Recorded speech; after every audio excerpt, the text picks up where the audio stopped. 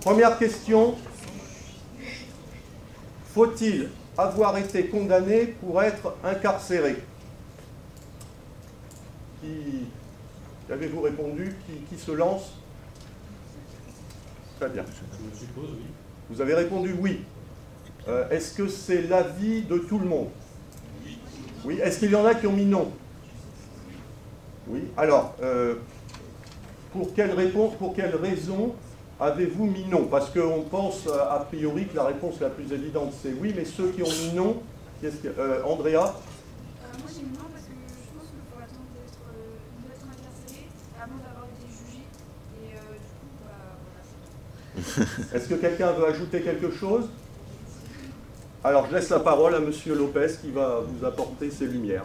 Effectivement, dans des gens détenus, vous avez des gens qui sont en attente de jugement. Ils s'inscrivent, alors je vais peut-être pas vous faire un cours de droit trop élaboré, mais quand même vous amener quelques petites notions. Vous savez, lorsque vous entendez parler de mise en examen, d'instruction, enfin, toutes ces choses qu'on entend dans les médias, ça renvoie en fait à des personnes qui sont présumées innocentes, certes, mais à un moment de la procédure, on estime qu'elles doivent être incarcérées pour je ne sais quelle raison, par exemple pour qu'elles n'effacent pas des preuves, pour qu'elles ne fassent pas pression sur des témoins. Donc on incarcère des personnes avant qu'elles soient condamnées par un tribunal. J'ai envie de vous dire, c'est à peu près 26 à 27% de la population en France d'incarcérés. On appelle ça des prévenus, qui sont en détention préventive. C'est même un chiffre qui a tendance à augmenter d'année en année. Les détenus condamnés baissent alors que les détenus prévenus augmentent. Ça pose une vraie question de fond. Par exemple, aux États-Unis, là aussi, vous avez peut-être entendu ça dans les feuilletons quand on parle libéré sous caution. C'est vrai qu'on a un système pénal aux États-Unis où si vous avez de l'argent ou si on vous prête beaucoup d'argent, vous pouvez sortir. Voilà. C'est une garantie de représentation parce qu'on se dit si la personne s'en va, elle perd une fortune. En réalité, en France, ça ne se pratique pas et on est sur la détention préventive. Alors maintenant, avec des possibilités de bracelet électronique dans certains cas, mais la pratique des magistrats, instructeurs, donc des juges d'instruction, c'est effectivement en grande majorité de mettre en détention préventive, notamment pour les trafics de stupéfiants, parce qu'il y a du réseau, parce qu'il y a des pressions diverses et variées. Pas de questions là-dessus, rien à ajouter? Très bien. Alors on passe à la deuxième question qui là était factuelle et il y avait une seule bonne réponse. En quelle année la loi abolissant la peine de mort en France a-t-elle été adoptée? Alors qui a mis 1978? D'accord. Qui a mis 1981? D'accord. Qui a mis 1986? Personne.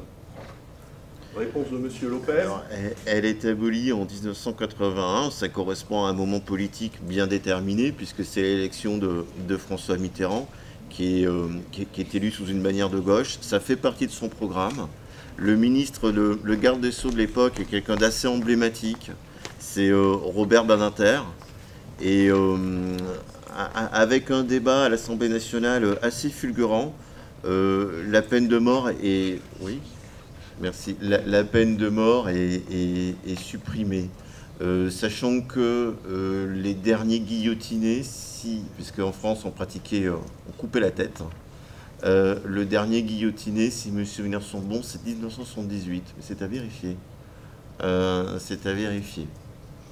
C'est pas Ranici, sûr. Je ne sais plus, mais il me semble que c'est 1978 à la prison de la Santé. Et il faut peut-être préciser, c'est jusqu'à quelle époque les exécutions ont-elles été publiques? Je crois que c'est jusqu'au début du XXe siècle. Oui, jusqu'au début du XXe siècle. Mais ça participait à une logique pénale où on estimait qu'il devait y avoir une exemplarité. C'est-à-dire qu'on montrait, on mettait en scène l'exécution de la personne afin que c'est une vertu, c'est en tout cas la logique punitive de l'époque, que c'est une vertu dissuasive. Bon, quand on regarde là aussi les statistiques, notamment en termes de grande criminalité, ça ne marchait pas forcément. De toute façon, ça ne marche pas. C'est-à-dire que les gens, lorsqu'ils sont dans des passages à l'acte criminel, ils pèsent très très peu le risque d'être en prison ou pas, ou être exécuté ou pas. Ça ne pèse pas dans le passage à l'acte, en fait. Des questions complémentaires? Non? Moi j'ai vite l'interdiction, enfin l'abolition de la peine de mort, elle est inscrite dans la Constitution ou pas? Non. C'est juste une loi qui pourrait modifier éventuellement. Tout à fait. C'est pas une loi organique. Voilà. Très bien. Alors, troisième question. Là, c'est une question d'opinion. Trouvez-vous légitime que les détenus puissent avoir accès à l'information sous forme de journaux, radio, télévision? Est-ce que vous pensez que c'est... Alors, légitime, entendons par là justifié, normal, si vous préférez, ou est-ce que vous considérez... Bon, c'est public. Hein. Ou est-ce que vous considérez que ça ne l'est pas? Alors, je sais que c'est pas facile de prendre la parole devant tout le monde, mais qui veut quand même se lancer et donner son avis?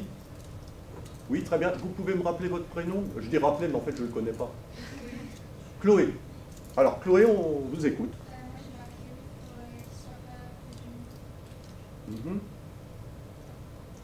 Oui, pour qu'il ne soit pas coupé du monde. D'autres qui pourraient être en désaccord, hein, c'est un débat. Donc, Andrea? Moi, j'ai marqué que ça dépendait Vous pouvez développer un petit peu? Quel crime il y en a des petits crimes, oui, on a accès à ça, mais ceux qui commettent des viols, des meurtres, etc., non. Oui. Canel?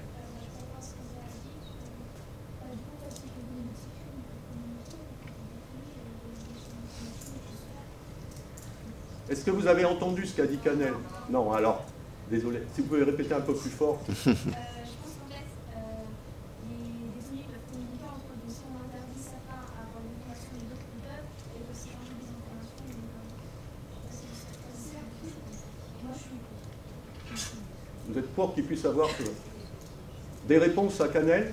Il dit qu'elle est pour parce qu'il pourrait, de toute façon, si on l'interdisait à certains qu'on autorisait à d'autres, ils pourraient quand même communiquer entre eux et se refiler les informations, en quelque sorte.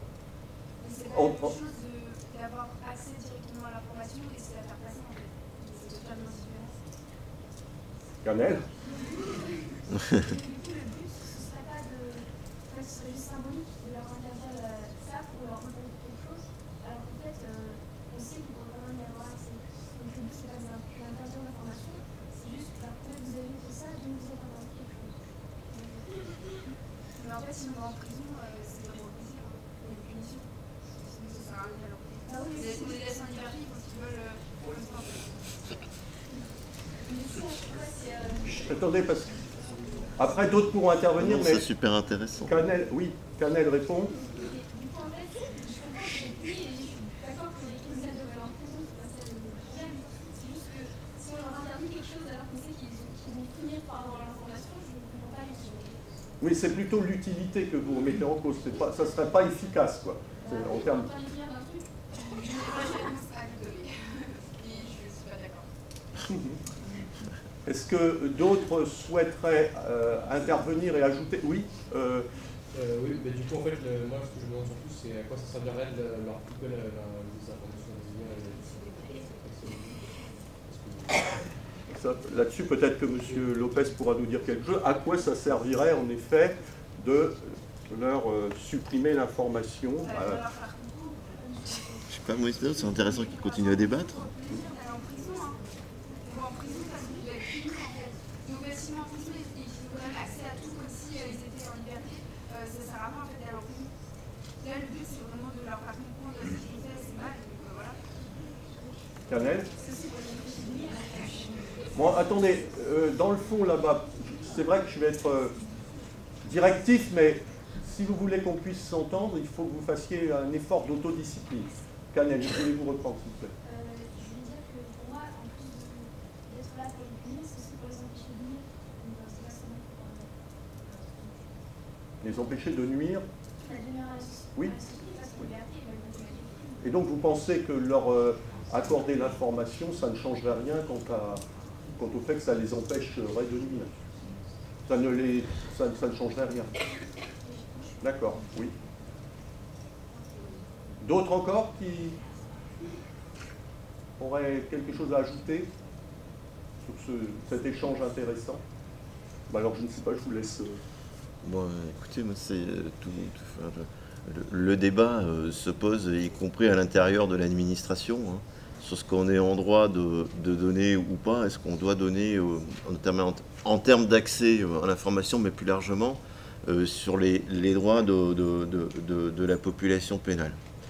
Enfin, je trouvais que voilà, dans vos arguments, il y avait du pour, du contre, enfin, j'ai bien entendu. Je vous rassure, l'institution est secouée toujours par le même débat. Alors juste un petit point quand même, la télévision par exemple dans les cellules, ça n'est que depuis 1981. Voilà, c'est pas si vieux que ça. Voilà. L'accès aux médias, l'accès libre aux médias sans censure, alors qu'on opère quand même une censure relative quand même. On essaie d'éviter, vous voyez, des journaux de propagande, notamment islamistes, on essaie un petit peu d'éviter ça, vous comprenez bien pourquoi. Mais on va dire que la presse nationale classique, les personnes détenues y ont accès, la radio, etc. Bon, il y a un accès à l'information. Que vous dire? Vous posez bien, hein, mademoiselle, la question en disant ils sont en prison pour être punis. Oui, oui, oui, pas que. Parce que vous posez aussi bien la question en disant ils sont en prison pour être punis, mais ils sont aussi en prison pour éviter qu'ils recommencent ceux qui doivent sortir. C'est la prévention de la récidive, c'est ça, hein, c'est un peu votre propos. Vous avez toutes les deux raisons. Ils sont en prison pour être punis, mais vous la définissez comment, la punition? Déjà, être privé de liberté tous les jours, moi je vous invite à réfléchir, si vous passiez ne serait-ce que 2 mois dans 7 mètres carrés, et tous vos gestes, tous vos mouvements seraient conditionnés à l'autorisation d'un surveillant. Vous vous levez le matin, vous avez envie de prendre une douche. Bon. Vous devez attendre votre tour. Vous avez 10 minutes pour prendre une douche. Ensuite, vous revenez, vous allez attendre 10 minutes, 20 minutes derrière des grilles, une demi-heure, et vous allez toujours être dépendant d'un surveillant qui va ouvrir ou fermer la porte. Vous avez envie de voir, je laisse la parole après, de voir votre amoureux ou votre amoureuse. Vous n'avez le droit de la voir qu'une fois par semaine, 1 heure à 1h30. C'est déjà compliqué sur 1 an, sur 2 ans, sur 10 ans, sur 20 ans, sur 30 ans.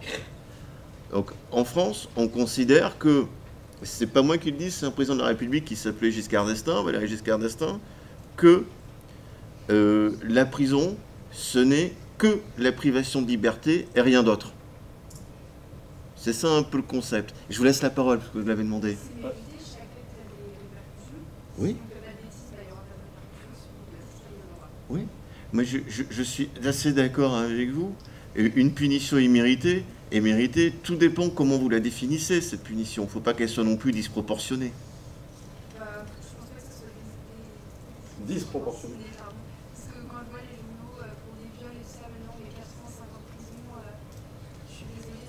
Parce que moi, je suis pour la peine de mort, je vous le dis. Je l'avais deviné. Voilà. Donc, j'ai mon avis imposé là-dessus. D'accord, merci. Il y a la voisine de Chloé qui attend depuis un moment et qui avait levé la main. Je pense que c'est un débat sans fin, parce que personnellement, je suis pour le fait qu'ils aient droit à l'information, et quand on parle d'information, on a droit à l'information techniquement, ils n'ont pas le droit. Enfin, après, là, je reviens là-dessus, ça dépend de la quantité de crimes.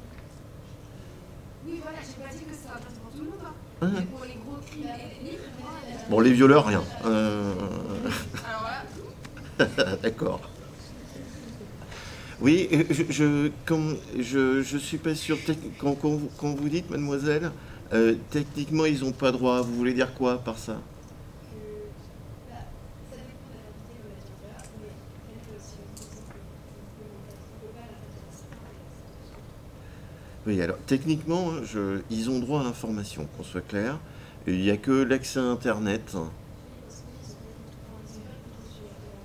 Voilà. Mais on diffuse la presse, quand ils demandent à avoir de la presse nationale, etc., écrite, ils l'ont toutes, hormis des journaux qui seraient tendancieux et propagandistes, hein. Donc ça, on a quand même une vigilance particulière. Ils ont accès à la télé, payante, parce qu'il y a eu tout un débat, est-ce qu'il faut que la télé soit gratuite ou pas? Donc la télé est payante. Ils ont accès au téléphone. Alors normalement, ils ne devraient pas avoir accès au téléphone portable, mais bon, bref. Ça, il y a un vrai sujet. Les prisons sont assez perméables. Et ils ont accès au téléphone portable. Mais par contre, maintenant, ils peuvent aussi téléphoner dans des cabines téléphoniques qui sont faites à cet effet, qui sont sur écoute. Voilà. Oui? Dans ce cas-là, un SDF qui vit dans le froid tout l'hiver, il peut commettre un crime, puis comme ça, il est sûr d'être libre, d'avoir accès à tout, nourri, logé, blanchi, en fait. Vous savez que le cas existe. Hein. Moi, j'ai travaillé dans... Je sais que ça existe, c'est pour ça que je me dis. Mais là, vous dites qu'ils ont accès à la cabine téléphonique, à la télé, aux journaux, etc. Dans ce cas-là, un SDF qui vit dans le froid, il peut très bien commettre un petit crime ou un gros crime, ça pourrait être bien, en fait. Je trouve ça ridicule. Désolée, hein. Ouais. Est-ce que vous pensez que vous ou l'un de vos proches n'ira jamais en prison? Est-ce que vous êtes sûr que un membre de votre famille, un cousin, un frère, un futur amoureux, ou vous-même, est-ce que vous êtes sûr de ne jamais aller en prison? J'ai pas dit ça, mais je pense que même si c'était un de mes proches, et j'en ai déjà eu un de mes proches, un des cousins qui y a aidé, Ouais. il a payé pour ce qu'il a fait, et ben c'était bien fait pour lui. Ouais. Et même si c'était mon père ou quoi que ce soit, je me mets à la place en fait de l'autre partie, en fait, les victimes, et je me dis que c'est bien fait en fait. Et si moi-même je tue quelqu'un, j'irai en prison et autant qu'on tire une balle, parce que moi-même je me la tirerais, parce que je me dirais j'ai fait une énorme bêtise, et c'est même une bêtise en fait, il n'y a pas les mots pour qualifier ça. Vous nous dites depuis le début que quand on fait, que quand on commet une faute, il faut payer la facture. Moi, je suis assez d'accord avec vous, évidemment, c'est mon métier. Je dis tout simplement, attention, il ne faut pas que la facture soit trop chargée, soit trop lourde, sinon on se met soi-même en faute. Il y a un moment, quand on sanctionne trop, on sanctionne mal, on se met soi-même en faute. L'injustice nous met en faute. C'est pas qu'une posture immorale, hein, ce que je vous dis. Moi, c'est mon vécu. Je peux vous dire qu'à un moment, quand je sanctionne, je préside la commission de discipline. La commission de discipline, un détenu fait une grosse bêtise, une grosse connerie. J'ai la possibilité de le mettre jusqu'à 30 jours en quartier disciplinaire. Quartier disciplinaire, c'est un matelas, 1 heure de promenade par jour, et c'est tout. Et l'isolement total. Alors, je le fais, hein. Dans le cas d'une agression sur personnel, je le fais. Bien évidemment, parce que j'estime que j'ai un devoir de protection par rapport aux fonctionnaires qui sont sous ma responsabilité. Oui. Si je sanctionne, vous savez, si derrière ça, en plus, je le nourris mal, c'est pas le cas, hein.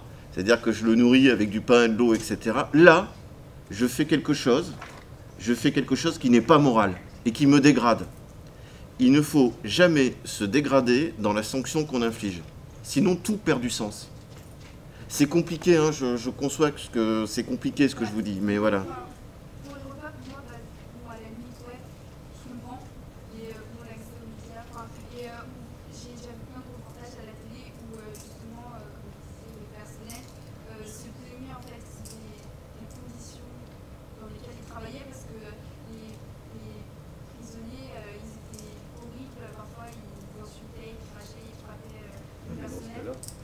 Dans ce cas-là, c'est quartier disciplinaire. Hein. C'est le quartier disciplinaire. Mais c'est peut-être parce que justement, il y a trop de lâcher prise en fait dans le fait de leur laisser trop d'accès aux infos et tout ça, qui fait que justement, ils ne prennent pas leur dièse, mais Ouais. et du coup, ils permettent des choses qui se permettent peut-être pas si Ouais. le droit est plus. Je crois que c'est pas, je suis en partie raison avec vous, mais je crois que c'est pas la question de donner l'accès à l'info ou pas l'info. Ça, on s'en fout un peu. Par contre, on est dans un système où effectivement les personnels, c'est un métier super intéressant, ils sont pénitentiaires, mais il faut être courageux. C'est 4000 agressions par an. Voilà, 4000 agressions d'agents. Alors pourquoi autant d'agressions par an? C'est aussi la surpopulation carcérale. Quand vous avez un agent pour 80 détenus, je veux dire, vous avez des gens qui sont vite débordés. Vous avez des agents qui font ce qu'ils peuvent avec beaucoup de mérite. Hein. Moi, j'ai beaucoup de respect et de considération pour les personnels de surveillance. parce qu'il faut quand même être drôlement courageux pour faire ce boulot-là. Mais c'est pas tant une question de droit ou de pas de droit des détenus. C'est une question d'être en capacité de faire respecter la règle. Vous avez des gens, et c'est souvent dans le profil de ces personnes-là, plus vous reculez la limite, plus ils vont la chercher loin. Si on est en situation de poser des règles claires, un cadre et de le tenir, un cadre ça contient, vous voyez les gens, y compris la violence, on pourrait diminuer la violence significativement. Le souci qu'on rencontre, c'est qu'on a une surpopulation carcérale et des agents et des organisations qui sont vite débordés par cette surpopulation carcérale. Voilà. Enfin, après, on verra. Moi, c'est pas du tout le cas de l'établissement que je dirige, mais c'est un établissement particulier. Voilà. En tout cas, merci. Bah, finalement, on va rester un petit peu dans ce ton-là, parce que la question 4 fait un petit peu écho à ce que vient de dire M. Lopez. Si vous étiez vous-même en prison, que souhaiteriez-vous le plus pendant votre détention? Chloé. Moi, je souhaiterais principalement la sécurité. Parce que entre les détenus, j'aurais peur de faire remonter. Bien sûr, c'est un vrai sujet. C'est un vrai sujet. Autre réponse? Vous avez dû en mettre d'autres. Maëva, par exemple, qu'est-ce que vous avez mis?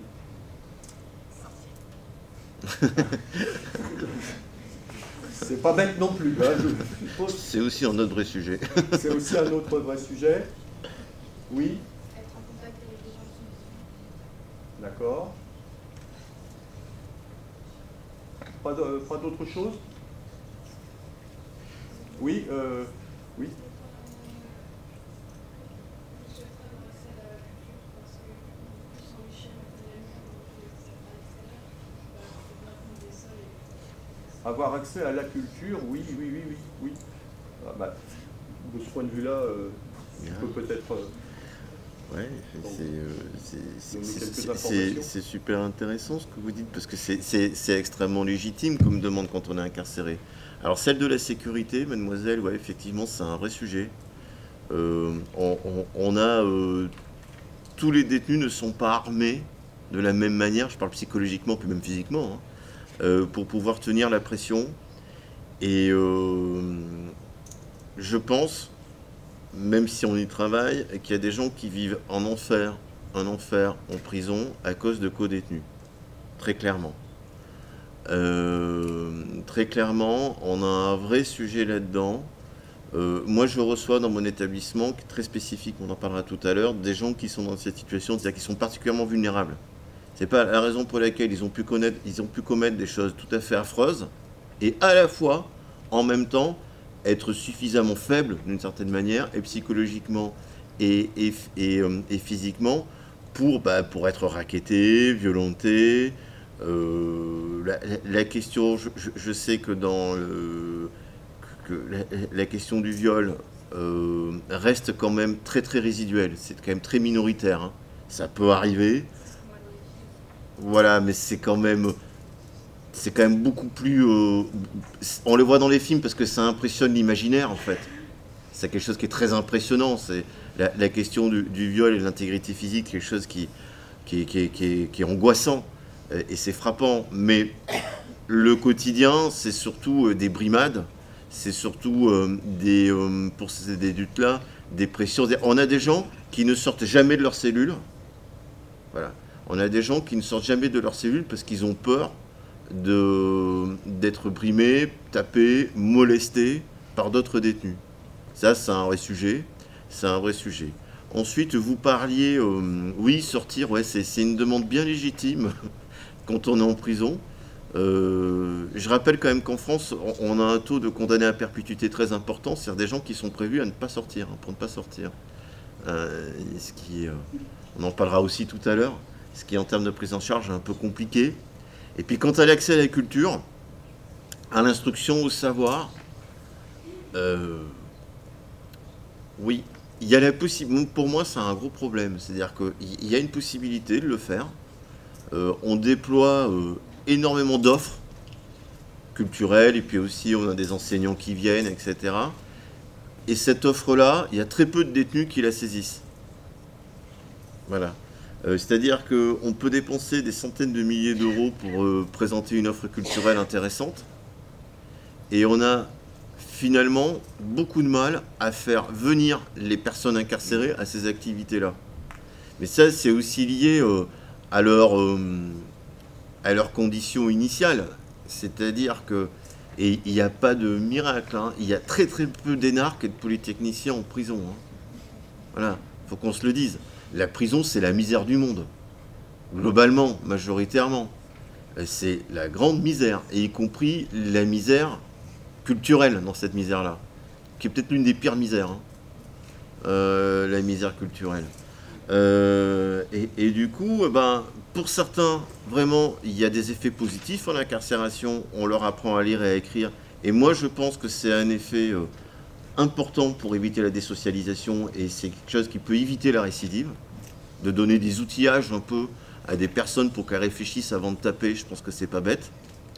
Donc cet aspect-là existe réellement, mais il y a d'autres personnes qui passent au travers de tout, quoi. Alors on a un régime incitatif par rapport à ça, c'est les réductions de peine supplémentaires. C'est-à-dire que les détenus qui participent d'une manière assidue et réelle au travail, à des activités culturelles, à l'instruction, à l'éducation, il y a des possibilités d'avoir quelques réductions de peine. Maximum 3 mois par an. Ce qui, pour quelqu'un condamné à 20 ans de prison, par exemple, ça compte, hein, 3 mois par an. Voilà. On essaie comme ça d'avoir un système évolutif pour que les gens évoluent aussi, quoi. Sinon, qu'est-ce qui a été dit d'autre? Donc j'ai bien noté la liberté, j'ai bien noté l'accès à la culture, j'ai bien noté effectivement d'être protégé. Il y avait peut-être d'autres idées là-dessus? Oui, mademoiselle?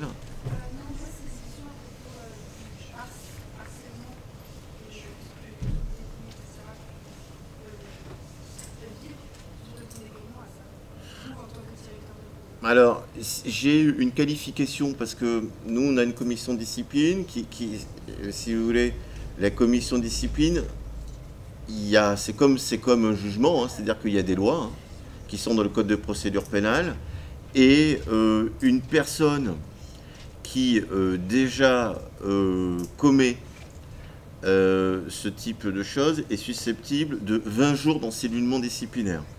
Ça, je vais vous parler que des réponses disciplinaires et pénales. Ensuite, j'ai un lien avec le procureur de la République. Le procureur de la République, c'est le juge qui décide ou pas des poursuites pénales. J'ai un lien professionnel avec le procureur de la République. Je fais un rapport.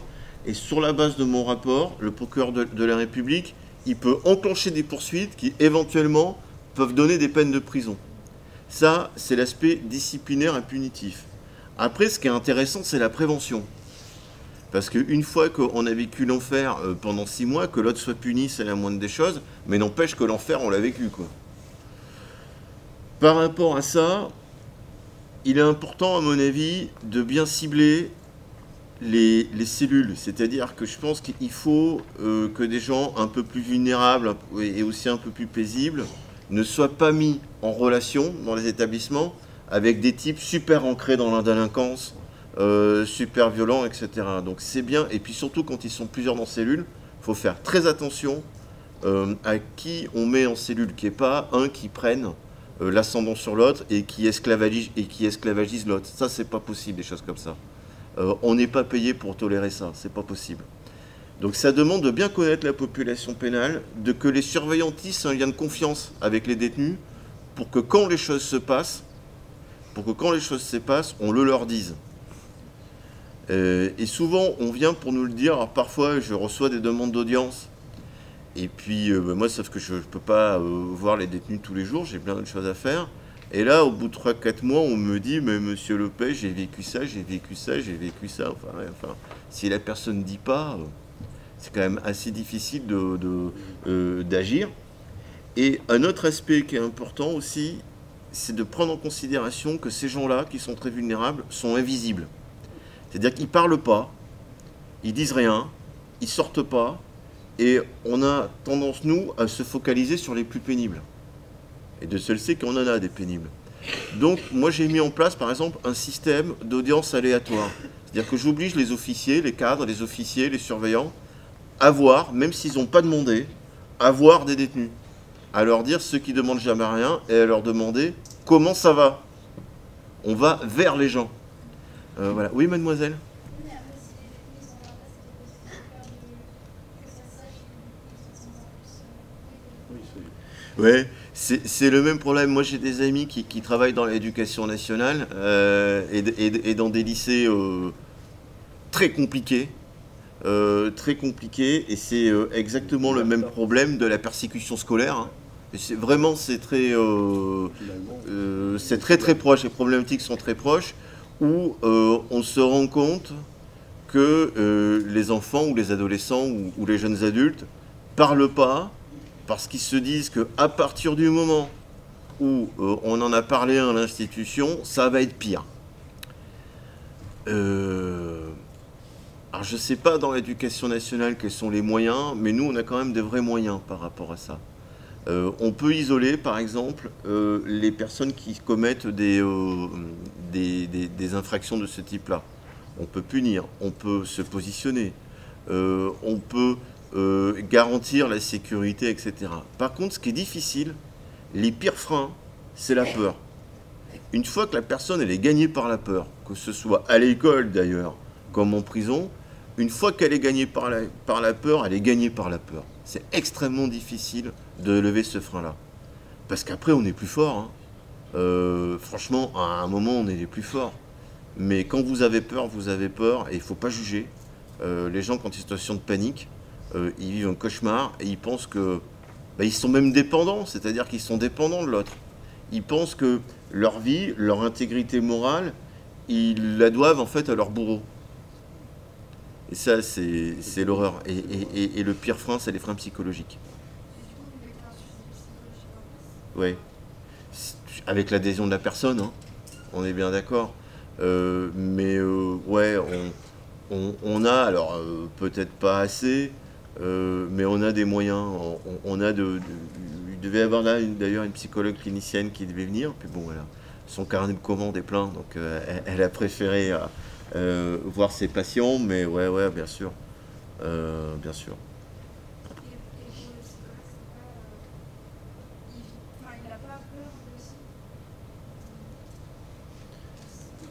Les psychologues, les personnels, est-ce que les personnels ont peur? Est-ce que les intervenants soignants, est-ce que les professeurs ont peur? Il y a certains professeurs qui ont peur de leurs élèves. Mais je vais vous dire un jour, parce que m'a dit un enseignant, c'était pas à Château-Thierry, c'était ailleurs, dans une grosse maison d'arrêt, puisque j'étais adjoint chef de l'établissement des années à Nanterre, qui est un lieu de délinquance quand même assez intéressant, si je peux parler. Et il disait finalement, quelque part, quand j'enseigne, ce que disait cet enseignant, quand j'enseigne en prison, c'est vrai que si j'ai un clash avec un détenu, il suffit que j'appuie sur l'alarme, et je vais avoir des gens qui interviennent. Dans certains collèges de Nanterre, c'était un peu plus compliqué. Voilà. Après, la peur existe. Elle existe chez les personnels. Moi, je ne connais pas, et moi y compris, un personnel qui, passé un moment, n'ait pas été gagné par la peur. C'est pas possible, ça.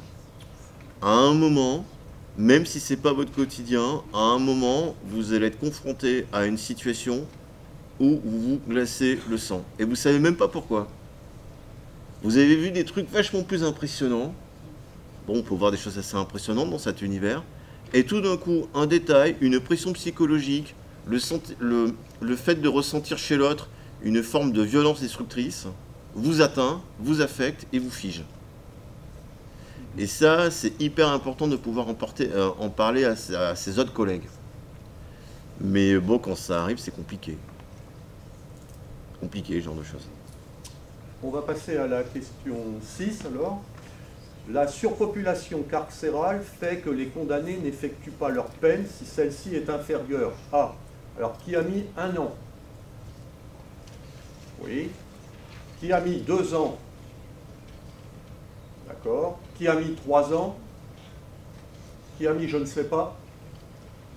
Tout le monde a répondu. Alors... La bonne réponse était je ne sais pas. Non, parce que c'est pas si clair cette façon-là. En plus, là, notre président de la République, mais Macron veut revenir là-dessus, sur les aménagements de peine systématiques. La loi, elle dit que si on a un projet, si on travaille, etc., on peut aménager une peine de prison. C'est-à-dire que ça peut être une semi-liberté, c'est-à-dire que la personne travaille et le soir, elle va en prison. Ça peut être une conversion en travail d'intérêt général, sur la gravité. Ça peut être le bracelet électronique. Voilà. Bon. En fait, les personnes qui sont vraiment le plus loin de l'insertion, qu'elles soient condamnées à 6 mois, à 1 an, elles font leur peine. Voilà. Globalement, elles font leur peine. Après, justement, par rapport à ça, puisque la question, et c'est de ma faute, et elle n'est pas super bien posée, mais c'est bien qu'elle ne soit pas bien posée, parce que quand on parle de peine en France, et c'est de ma faute pleine entière qu'elle ne soit pas bien posée, quand on parle de peine en France, on associe toujours à prison. Attention, le droit pénal prévoit bien d'autres formes de peine que de la prison. Vous en connaissez d'ailleurs des peines autres que la prison, juste comme ça, si... Oui, jeune homme. Voilà, autre. Autre chose? Oui, très bien. Oui, Léa? Oui, le sursis mis à l'épreuve même, oui. Oui, bah écoutez, vous avez vu à peu près l'essentiel. Vous savez que les gens condamnés à des peines autres que la prison, on appelle ça des peines alternatives à l'incarcération, c'est 20 fois plus que les gens incarcérés. Alors en France, comme ailleurs, hein, je vous le rassure, on réfléchit, quand on pense à peine, on ne réfléchit qu'à prison. C'est pas la réalité. Vous avez par exemple, l'une des peines alternatives les plus communes, c'est le sursis mis à l'épreuve. La personne a 6 mois de prison, par exemple, assortie d'un sursis mis à l'épreuve. Par exemple, une obligation de soins. Ou une obligation d'indemniser la partie civile. Alors, je vous donne la situation suivante. La personne travaille, etc. Elle fait une soirée, mais bien trop arrosée. Hein, elle prend son véhicule. Elle a 1,5 g, 2 grammes, c'est énorme. Elle emboutit 2-3 véhicules, elle se fait arrêter, contrôle, etc. Et compte tenu de la gravité des dégâts, elle est condamnée à 6 mois. Mais on estime que le fait d'avoir... on commence à comprendre que cette personne s'alcoolise régulièrement. Et on dit, attendez, pour que vous ne recommenciez pas, vous avez 6 mois avec sursis. Néanmoins, vous devez voir un médecin addictologue spécialisé dans l'alcoolologie, etc. Néanmoins, vous devez rembourser, puisque c'est bien beau.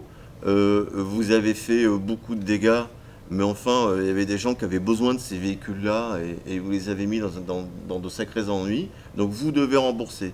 Si vous ne le faites pas, vous allez en prison. Pour ce type de délit-là, ça peut être vraiment intéressant. Voilà. Parce qu'à la fois, on permet à la personne de ne pas tout perdre et de réparer, c'est important la réparation, et de réparer ce qu'elle a commis, notamment en payant l'indemnisation de la partie civile, et de se réparer elle-même pour qu'elle ne recommence plus. Donc il y a, dans les alternatives à l'incarcération, des choses intéressantes auxquelles moi je vous invite à réfléchir. Voilà, de ne pas dire que la prison est la seule modalité punitive, qu'il existe d'autres peines qui peuvent être plus utiles, plus pédagogiques, et en termes de prévention de la récidive, et en termes de réparation même des torts qu'on a causés à autrui. D'une certaine manière, tu as un peu anticipé sur la question suivante, on va quand même la poser. Pensez-vous que les délinquants incarcérés pour consommation de drogue ou infraction routière doivent aller en prison? Chloé? Oui. Moi, j'ai remarqué que si le délit est en danger La vie d'autrui? des passagers ou autrui, Oui. D'autres réponses? Oui, Andrea? Oui, bien sûr. Parce que si Bien il y sûr. a un accident de voiture, mais que les dommages sont que matériels, ça va, mais si c'est des dommages physiques, on tue quelqu'un, c'est différent. Ça prend une autre tournure. Bien sûr. D'accord. Oui, Donc, oui. il y a des... Non, je peux. Peut-être Oui, vas-y, que je suis vas-y, trop oui. long, François. Non, mais si tu as une réponse, parce que là, je vois qu'il est 10 heures, mais on a encore 3 questions, mais vas-y. Si Bon, tu as- pardon, voilà. Alors, très brièvement, oui, vous avez raison. Sur l'utilisation des stupéfiants, juste, hein, y compris dans les voitures et des contrôles, etc. Juste, moi, je vous délivre un message qui n'est pas moralisateur. Je travaille avec des grands malades mentaux et je constate que l'utilisation du hashish est un facteur aggravant. Et c'est pas un truc moralisateur, fumez ou fumez pas du shit, etc. Je sais quel est le taux de consommation des gens de votre génération. J'ai des enfants qui ont votre génération, donc ça va, je sais que... Mais faites très attention par rapport à ça. Il y a des effets aggravants dans l'utilisation du hashish, notamment des maladies mentales, qui, moi, me laissent très inquiet. Voilà. Petit message que je vous envoie. Donc, ce serait l'objet d'un autre débat intéressant également sur la légalisation ou non du hashish. Mais on va passer alors à la 8e question, là qui est une question factuelle, historique même. À quelle époque la prison, comme institution sociale, apparaît-elle? Qui a mis au Moyen-Âge? Personne? Au XVIIe siècle? D'accord. Et au XVIIIe? D'accord, donc une majorité pour le XVIIe siècle.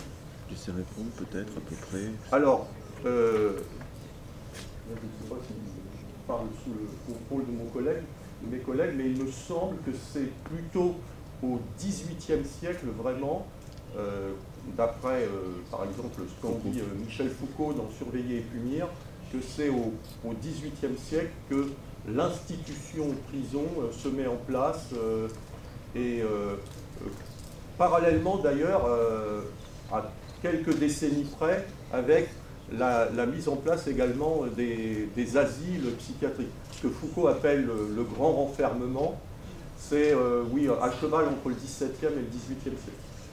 Adrien ou Hugo? Oui, je sais pas. Adrien? Ah, c'est ce que Foucault dit. Après, je ne sais pas s'il y a d'autres personnes Oui. qui ont analysé différemment le processus de développement des prisons, mais oui, Foucault dit aussi que À cette époque-là. Donc on pourra accepter vos réponses. Bon, de toute façon. Ah! Question un peu astucieuse et intéressante, me semble-t-il. Quel pourcentage de femmes, selon vous, y a-t-il dans les prisons françaises? C'est vrai qu'on parle souvent, quand on pense à prison, on pense essentiellement aux prisons pour hommes, mais il y a aussi des femmes qui sont incarcérées. Alors, Chloé? Combien? 45%. D'accord. Qui a une autre réponse à proposer? Oui. 10%. 30%. Ouais, ça va de 10 à 45%. D'autres réponses? Un jeune homme là-bas. Ah oui. 1 ou 2%, je dirais. D'accord, c'est très minoritaire. Hein. Alors, ça va de 1 à 2% à 45%. Alors, J'ai un trou de mémoire, mais très peu. Je crois que ce qu'on dit aux alentours de, je me rappelle plus, 10%. 10%, je crois qu'ils ont raison. Hein. Très peu de femmes incarcérées, très peu de femmes condamnées, parce que beaucoup moins de femmes délinquantes. Très clairement, beaucoup moins de femmes délinquantes. Par contre, pour avoir dirigé une prison de femmes, de condamnées de longue peine, quand elles sont incarcérées, elles présentent souvent des graves difficultés, et c'est souvent pour des choses très graves, qui ont porté atteinte à leurs propres enfants. On a quand même pas mal ce genre de cas-là, et c'est très compliqué. Je dois dire que c'est une typologie de population pénale qui est très complexe. oui, Chloé?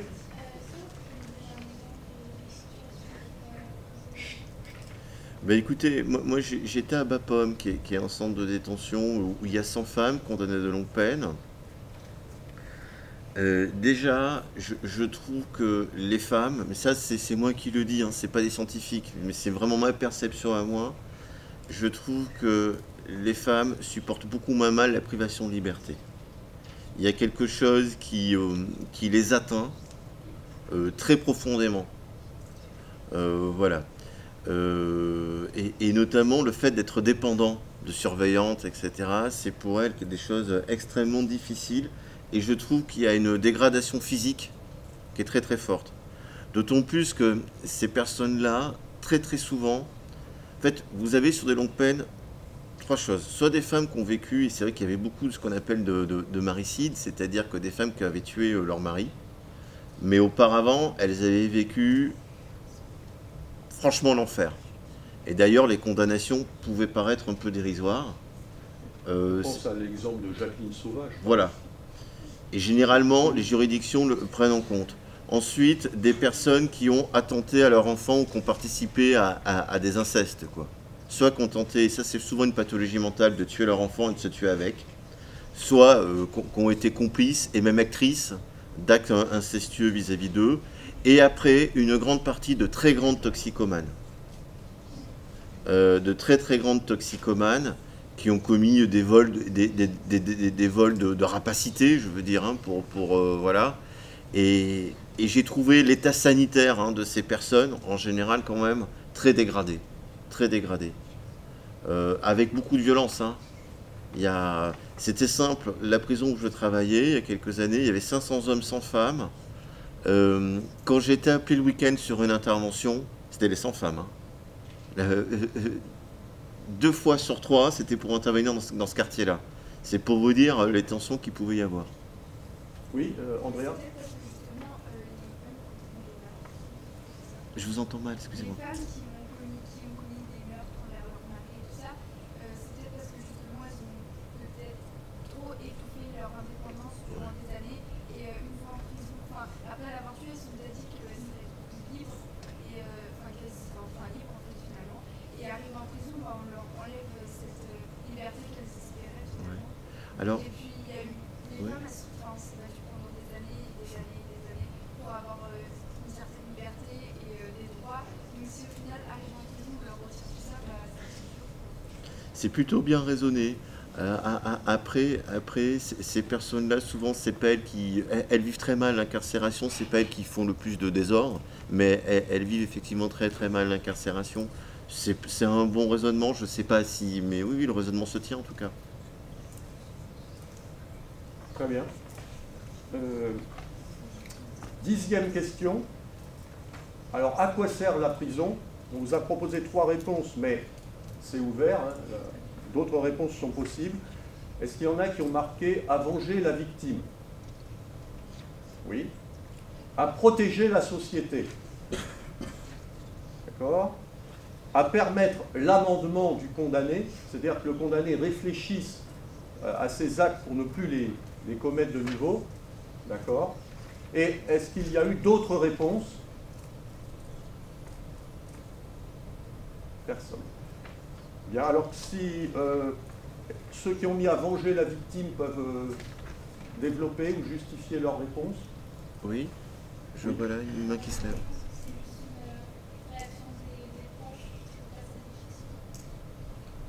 D'accord, oui, une réaction affective en quelque sorte. Très bien.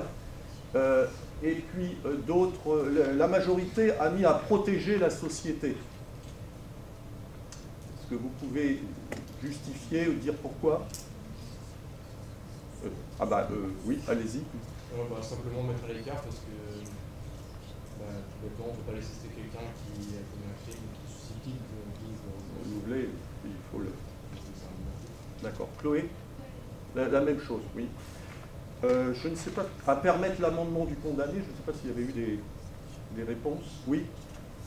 Chloé? Non? Non, j'ai cru que vous leviez la main.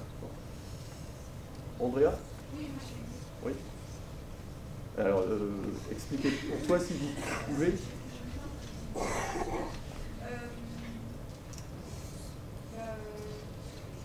L'amendement, c'est bien Alors, pas tout à fait. L'amendement, c'est le fait qu'il réfléchisse sur ses actes et se rende compte, s'il ne l'a pas fait. Oui, je suis d'accord, parce que c'est encore une fois le système de la punition.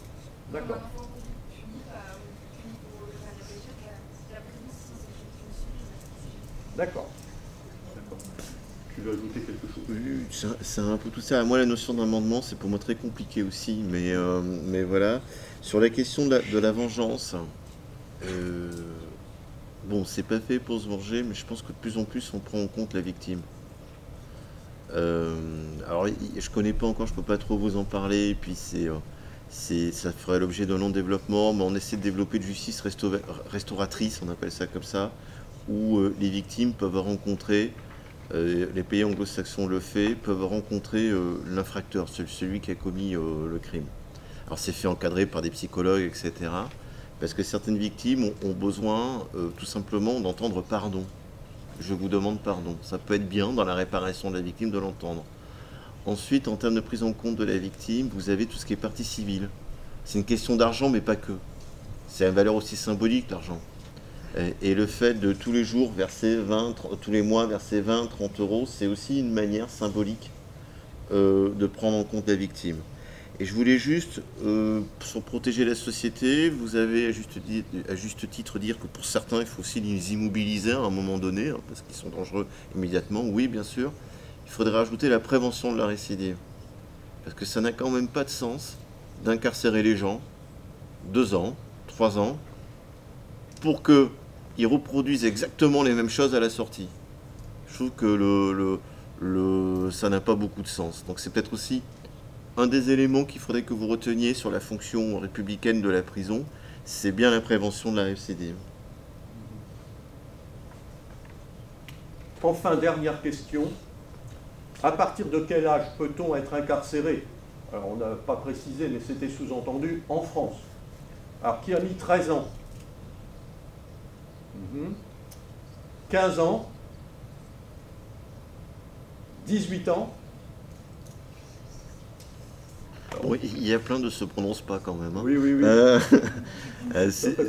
C'est 13 ans, c'est petit 13 ans quand même, hein, pour aller en prison. Donc on peut aller en prison à partir de 13 ans.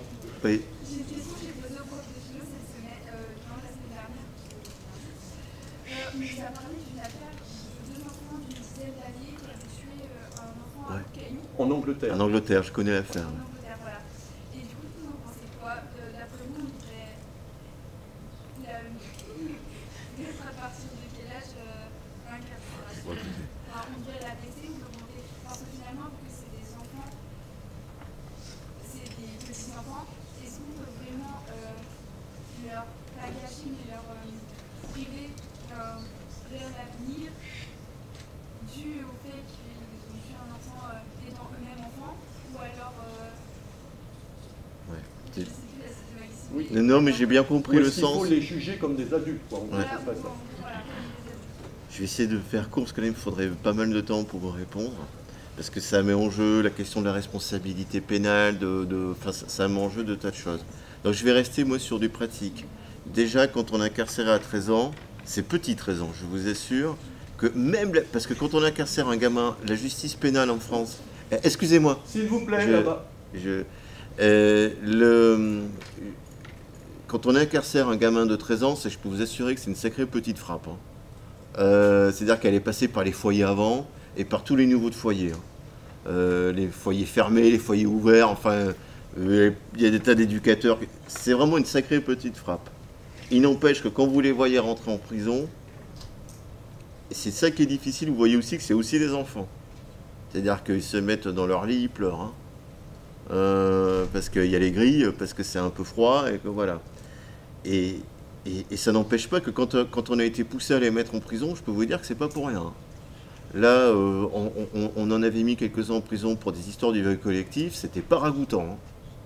C'était pas ragoûtant ce truc-là. Hein. Mais il n'empêche que, voilà. Donc là, par rapport à la situation que vous évoquez, moi je vais vous dire, mon réflexe, il est d'aller voir aussi du côté des parents, en termes de responsabilité. Oui, c'est ce que j'allais dire.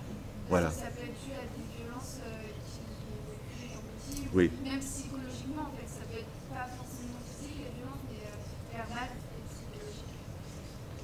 psychologiques. Et c'est pour ça que moi je pense que l'enfant doit être pris en charge.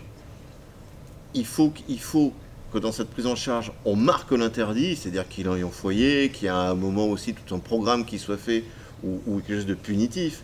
La prison, je ne suis pas sûr que ce soit la réponse, mais il faut bien qu'il y ait une peine qui soit dessinée pour l'enfant. Mais surtout, je pense qu'il faut enquêter du côté des parents, du côté de l'éducation, parce qu'il ne faut jamais oublier que les parents sont pénalement responsables aussi de leurs enfants.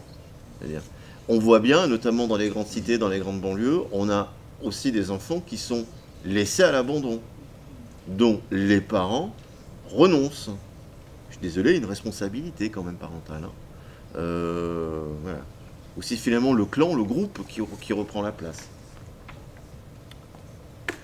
Très bien. Avant que J'ai nous une passions... question, mais Oui. pour vous, du coup, en fait. Vous parliez tout à l'heure des formes de justice restaurative ou restauratrice qui existent dans les pays scandinaves, au Canada, Oui, notamment voilà. les pays scandinaves. Je connais assez peu encore. Et je voulais savoir, en fait, la suite de choses. Déjà dit, est-ce que statistiquement, en fait, ça montre que ça fonctionnerait mieux que la justice, en fait, telle qu'elle est pratiquée chez nous? Et est-ce qu'on observe une forme de baisse de la délinquance, de baisse de la criminalité? Est-ce qu'on observe surtout en fait que ceux qui bénéficient de ce type de justice ont moins tendance à reproduire ou à recommencer ou à réitérer ce qu'ils ont pu faire auparavant? Et deuxièmement, pareil, on y a avec ça, des formes de, par exemple, de sanctions comme en Finlande où on parle des prisons ouvertes, où les détenus rentrent et sortent, etc. Qu'est-ce que vous en pensez en fait de ça? Alors, sur la justice restaurative, Bon, s'il vous plaît. moi je commence juste un peu à m'y intéresser à titre professionnel. Donc, j'ai pas beaucoup de recul. Moi, ce que j'ai perçu, parce que effectivement les Canadiens sont beaucoup à la pointe là-dessus, ce qu'ils disent, c'est qu'en tout cas, ça fait du bien aux victimes. Ce qui est déjà pas mal. Après, est-ce que du côté du délinquant, ça prévient la récidive? J'en sais rien, je peux pas vous dire, je sais pas. Sur les prisons ouvertes, on y vient en France. Hein. Là, Emmanuel Macron, c'est ce qu'il prépare, très clairement, parce que d'un, ça coûte moins cher. Très clairement, ça coûte moins cher. Et de deux, ça peut être efficace. Ce qu'on essaie de faire, et ça ouvrira peut-être la transition sur la spécificité de ma structure, ce qu'on essaie de faire, c'est de différencier les régimes de détention. Il y a un public qui ne mérite pas forcément qu'il y ait 15 000 miradors, des fusils, des machins, etc. Par contre, vous avez un public qui peut tout à fait être dans une structure fermée, à un moment, et avoir un régime de détention souple. Voilà. Je pense que sur l'individualisation des régimes de détention, on y va, et on y va à grands pas. Une prison à géométrie variable selon le type de population qui est amenée à être écrouée. Ça me paraît intelligent, moi. Pourquoi la France est un peu, parce que bon, on a l'habitude politiquement d'aller regarder ce qui se passe en Allemagne, d'aller regarder ce qui se passe, pourquoi on est un peu plus en retard en fait là-dessus sur la... Mais il y a quelque chose de l'histoire, jusqu'à preuve du contraire, Cayenne, le bagne, c'était pas en Italie. C'est-à-dire qu'il y a en France une tradition, une tradition peu réfléchie et peu pondérée sur la prison. Enfin, je veux dire, et c'est quand même important de le dire auprès de vos élèves, enfin, Cayenne, c'était pas non plus il y a si longtemps, ça avait fermé en 45, je crois. Hein. Oui, à peu près, oui. 45. Il a fallu que ce soit un journaliste américain qui aille et qui dise ce que je viens de voir. S'il vous plaît. Ce que je viens de voir, ce que je viens de percevoir à Cayenne, c'est le comble de l'enfer et de l'inhumanité. Ce journaliste américain, si je me souviens bien, c'est Albert Londres. D'accord, ah bah j'y... Voilà. Ouais, bravo. Donc qui, à un moment quand même, est complètement effaré par ce qui s'y passe. C'est l'enfer sur Terre. Et ça vient de France. Ensuite, après la Seconde Guerre mondiale, vous avez un mouvement d'humanisation des prisons, notamment par Pierre Canat. Mais Pierre Canat, c'est un grand résistant et il a été lui-même incarcéré. Donc il a compris, Canat, ce que ça voulait dire que d'être en prison. Donc forcément, il y a une sorte de mouvement, de réflexion, etc., qui s'éteint complètement pendant les 30 glorieuses, hein, les 30 années où finalement il y a une croissance économique. On oublie complètement la prison. On construit très peu de prisons. On ne considère pas beaucoup les personnels pénitentiaires. Enfin, on réfléchit très peu à la question. Donc du coup, on a accumulé un retard. On l'a accumulé ce retard en termes d'infrastructure, mais elle a aussi accumulé en termes de conception, d'élaboration, de philosophie pénale. Donc oui, je pense qu'on est l'un des pays les plus en retard d'Europe et du monde occidental Et on le dit, c'est écrit, voilà. On se fait retoquer par le Conseil européen des droits de l'homme d'une manière régulière. On est un pays qui a pris du retard, très clairement. Mais la tradition est lourde. Hein. Le poids de l'histoire est lourd. Il y a un déterminisme. Ouais, très fort.